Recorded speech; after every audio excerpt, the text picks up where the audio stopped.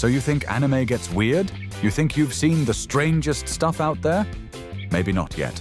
These 10 anime go beyond weird.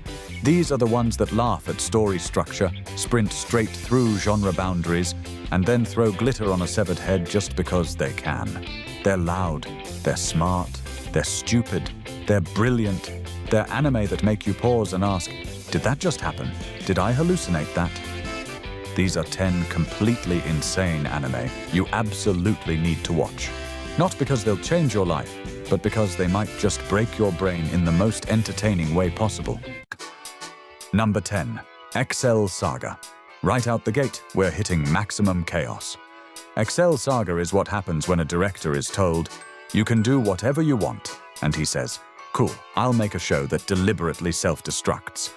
This show parodies a new genre every episode, sometimes every minute. Sci-fi, action, horror, romance, you name it. The lead, Excel, is an over-caffeinated disaster of a secret agent working for a small-scale evil organization that's trying to take over one city block at a time. She dies constantly. Literally. She's always getting killed and somehow coming back because reality means nothing here. There's a dog named Menchi who's there in case they get hungry, a director self-insert who shows up with an afro and sunglasses, characters break the fourth wall like it owes them money, and the finale? It was so excessive it never aired on TV, too extreme for broadcast. Watching Excel Saga feels like taking a blender to your frontal lobe and then laughing about it. Number 9. Plastic Nee-San. This one pretends to be normal for about 5 seconds. It's about 3 girls in a high school plastic model club. But forget any ideas of a wholesome slice of life. Plastic Nee-San immediately spirals into crude, chaotic, and completely unfiltered comedy. The lead, Nee-San, is loud, shameless, and constantly dragging her friends into absurd situations, usually involving bad innuendos, violent slapstick, or just outright bullying. The episodes are short, only a few minutes each, but packed with rapid-fire nonsense and facial expressions that swing from cute to horrifying in an instant. The animation is way too clean for how dumb the content is, and that just makes it funnier. It's mean, it's loud, and it has zero concern for logic or decency, but somehow it's hilarious. You'll know right away if it's your kind of madness. Number 8. Puni Poemy. This one is only 2 episodes long, but it's like injecting Excel Saga directly into your nervous system. Poemy wants to be a voice actress. Her adoptive parents get murdered by aliens. She becomes a magical girl. Then it just gets weird. She breaks the fourth wall constantly, sometimes literally yelling at the animators mid-scene. The pacing is insane. The jokes are rapid-fire, crude, self-referential, and about 80% of them are either uncomfortably specific or just gross. There's a talking fish. There's a team of magical girls with extremely problematic transformation sequences. And Poemy herself is voiced by Yumiko Kobayashi in a performance so loud and fast it could shatter glass. It's unfiltered parody, designed to overwhelm you. There is no chill, no moment to breathe. You're either laughing, wincing, or wondering what terrible life choices brought you here. But somehow, it's kind of genius. Number 7. Cromartie High School. This one plays the insanity completely straight, which makes it even better. It's a parody of tough guy high school anime, but instead of fights and drama, you get existential conversations, gorillas, and a dude who looks exactly like Freddie Mercury sitting silently in class. Nobody reacts to how bizarre anything is. There's a robot named Mekazawa, but nobody realizes he's a robot. Mostly nobody. A horse strolls around the school, and people just roll with it. The students have names like Musashi and Takenuchi and act like they're in a gritty crime drama, but their biggest issues are motion sickness and whether snacks should be sweet or salty. The animation barely moves. The timing is weird on purpose. And somehow, it's hilarious. This show doesn't try to explain itself. It just dares you to figure out what's going on while everyone stares blankly and talks about philosophy. It's like a deadpan fever dream, and it's brilliant. Number 6. Arakawa Under the Bridge. This one starts weird and never lets up. A rich, hyper-competent guy named Ko, whose family motto is to never owe anyone anything, falls into a river and is rescued by a school tracksuit-wearing woman named Nino, who claims she's from Venus.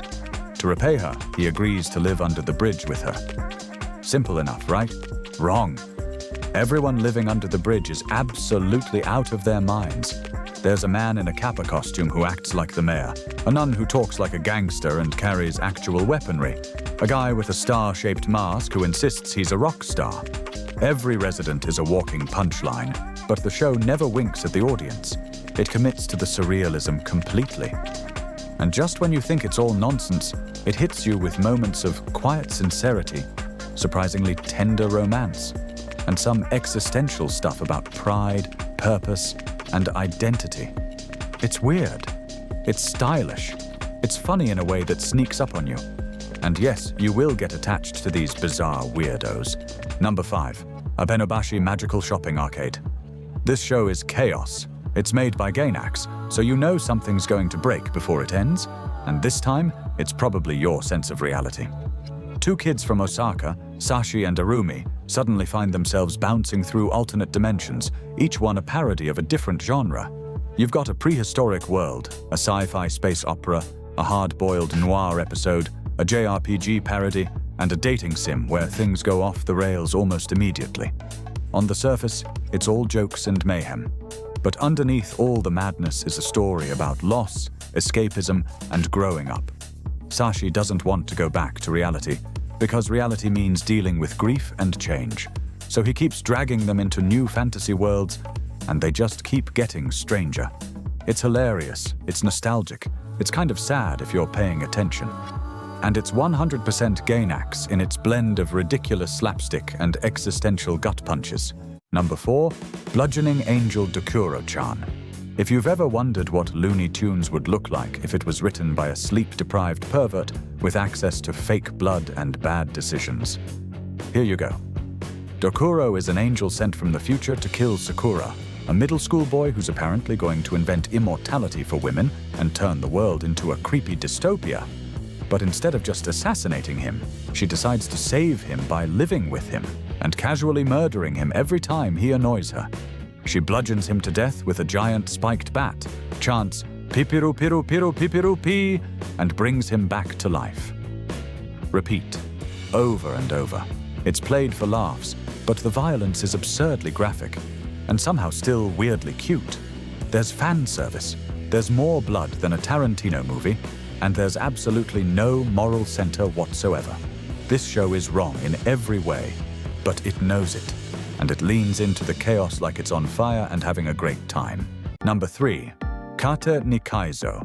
Meet Kaizō, once a gifted student, now a full-blown conspiracy theorist thanks to a traumatic childhood accident involving a guillotine. He believes in aliens, secret organizations, psychic cats, basically every paranoid delusion you can think of. And somehow, he still attends high school. Everyone around him is equally broken. His classmates are members of weird cults.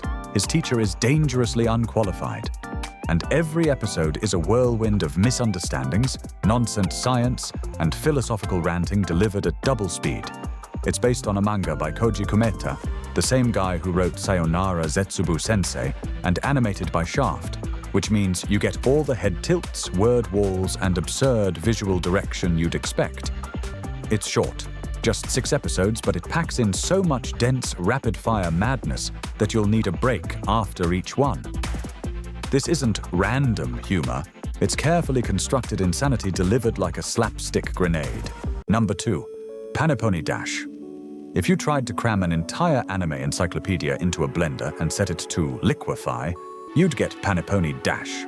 It stars an 11-year-old genius teacher named Rebecca Miyamoto, who's somehow in charge of a classroom full of girls with completely incompatible personalities. But the real star is the show itself, because it never stops moving. Jokes happen in the background, visual gags pop up on chalkboards. There are parodies of everything from Evangelion to Dragon Quest. Aliens watch the whole thing from space like they're observing humanity's final collapse.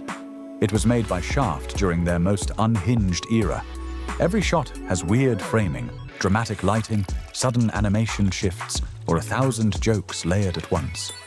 Watching it feels like scrolling through 5 tabs of anime memes while someone reads you a science textbook and throws rice at you. It's hilarious, exhausting, and one of the most aggressively creative comedies in anime. Number 1. Sayonara Zetsubo Sensei. Here it is, the masterpiece of madness. Sayonara Zetsubo Sensei is dark, clever, cynical, and somehow still completely ridiculous. It's about a high school teacher named Nozomu Itoshiki, who is so terminally depressed that he literally tries to hang himself in the first episode. One of his students saves him, and it turns out his entire class is made up of human dysfunctions. One's a compulsive apologizer, one's a creepy stalker, one's a hikikomori, one's obsessed with foreign culture, and instead of trying to fix any of this, the show just digs deeper. The visuals are stylized to the extreme, traditional patterns, surreal angles, bizarre typography, you name it. The script is packed with puns, cultural satire, and social commentary that moves so fast you'll need a pause button just to process it. It's black comedy at its sharpest. It's weird, intelligent, and absolutely ruthless. And once you start watching, it's hard to stop. There you go. 10 anime that looked at the rulebook and said, no thanks, I'd rather eat it. These shows are wild in completely different ways. Some are loud, some are quiet, some are trashy, and some are smart enough to hide their existential dread behind slapstick and weird fashion. But they all have one thing in common. They're unforgettable. If you've got a favorite insane anime I didn't mention, throw it in the comments. You never know what kind of chaos someone else might be into. If you enjoyed the video, please leave a like and subscribe if you want more weekly anime lists. If you're brave enough, go watch all of these, back to back, I dare you.